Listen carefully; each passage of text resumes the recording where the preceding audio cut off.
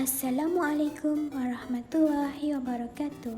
Kumpulan kami akan membentangkan tajuk konsep kebersihan menurut Islam. Sebelum itu, kami akan memperkenalkan diri kami dahulu yang dianggotai oleh Anifah Iliana binti Zainan, Muhammad Inamul Hasan bin Muhammad Rafi, seterusnya Irfan Hazim Shah binti Muhammad Hafiz, dan akhir sekali Muhammad Nu'man bin Ahmad Basri. Definisi. Dari sudut bahasa, perkataan bersih dalam bahasa Melayu bermaksud tidak kotor, bebas dari pencemaran, jujur dan ikhlas, suci murni dari amalan yang tidak baik seperti rasuah dan penyelewengan serta bebas dari anasi yang tidak baik. Perkataan kebersihan pula merupakan kata nama dari kata kerja bersih yang membawa maksud suatu keadaan atau perihal bersih sama ada dari aspek fizikal maupun mental. Menurut Imam Ghazali, kebersihan terbagi kepada 4 bahagian, iaitu yang pertama, menyucikan zahir dari segala hadas, kotoran dan benda menjijikkan. Yang kedua, menyucikan anggota badan dari perbuatan jahat dan dosa. Yang ketiga, menyucikan hati dari segala perkara tercela. Yang keempat, menyucikan sir, iaitu rahsia dan batin dari sesuatu yang lain selain Allah. Konsep kebersihan menurut Islam. Islam adalah agama yang menjunjung tinggi hidup sihat. Islam juga mengajarkan pada pengikutnya untuk menjaga kesihatan. Oleh itu, ajaran tentang menjaga kesihatan bermula dengan bagaimana umat Islam menjaga kebersihan diri mereka. Dari Abu Malik Al-Harith bin Al-Ash'ari radhiyallahu anhu, ia berkata, telah bersabda Rasulullah sallallahu alaihi wasallam, suci itu sebahagian dari iman. Hadis riwayat Muslim.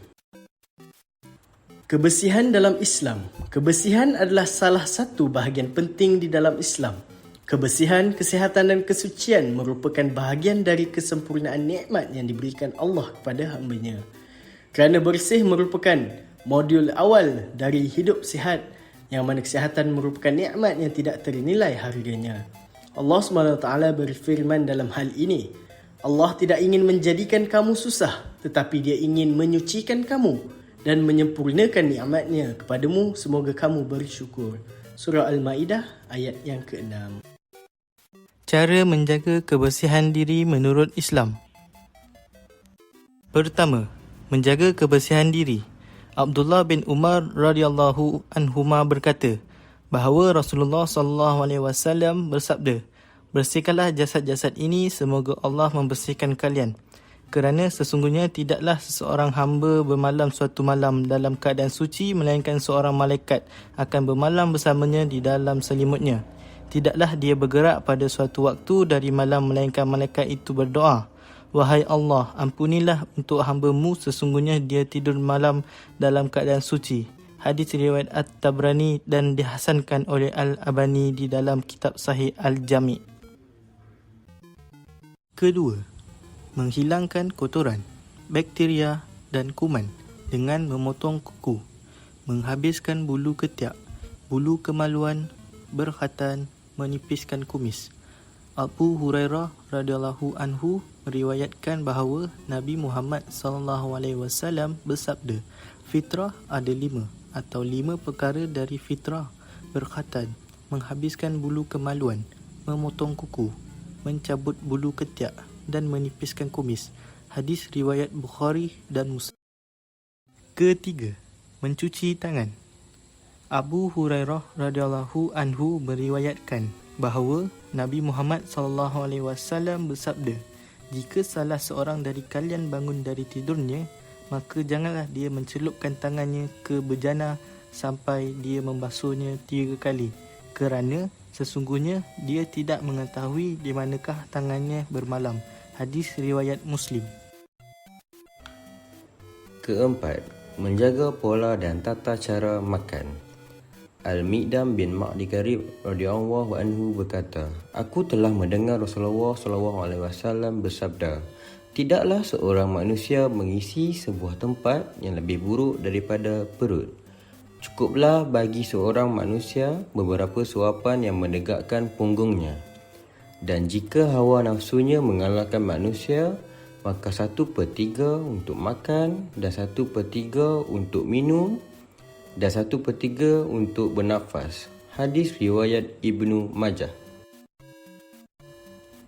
Kelima, membagi minuman atau bernafas ketika minum. Anas bin Malik radhiyallahu anhu berkata bahawa Rasulullah SAW bernafas ketika minum sebanyak 3 kali. Beliau bersabda, sesungguhnya ini lebih arwah, menghilangkan haus, abra, melepaskan penyakit, dan amra. Hadis riwayat Bukhari dan Muslim. Keenam, menutup tempat makanan dan minuman yang terisi. Jabir radhiyallahu anhu meriwayatkan bahawa Rasulullah SAW bersabda, tutuplah tempat-tempat makanan, tempat-tempat minuman, kerana sesungguhnya di dalam setahun ada sebuah malam yang turun di dalamnya wabak penyakit. Tidak dia melewati sebuah tempat makanan atau minuman yang tidak tertutup, atau tidak ada penghalang di atasnya, melainkan turun di dalamnya dari wabak penyakit tersebut. Hadis riwayat Muslim. Secara kesimpulannya, agama kita telah menganjurkan umatnya supaya sentiasa mengamalkan kebersihan dalam semua aspek yang melibatkan diri sendiri, keluarga, masyarakat dan negara.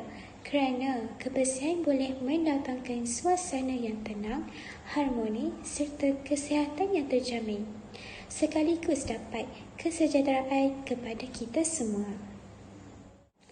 Oleh itu, agama kita juga sangat mengambil berat tentang penjagaan kebersihan rohani, lebih-lebih lagi kebersihan hati dengan menjauhkan diri daripada sifat-sifat mazmumah seperti sifat marah, hasad dengki, kedekut, terlampau banyak makan dan bercakap, kasihkan kemegahan di dalam dunia. Selain itu, sifat ujub, takabur, riya adalah sifat yang dilarang oleh Allah Subhanahu Wa Taala. Semua itu tidak dapat dihindarkan jika kita tidak berusaha untuk mensucikan hati nurani, kerana dari hatilah punca segala penyakit zahir dan batin. Ketahuilah, setiap amalan baik dan bersih dari segi rohani dan jasmani adalah disukai oleh Allah Subhanahu Wa Taala, kerana Allah Subhanahu Wa Taala menyukai hamba-Nya yang sentiasa mensucikan diri. Sekian, terima kasih.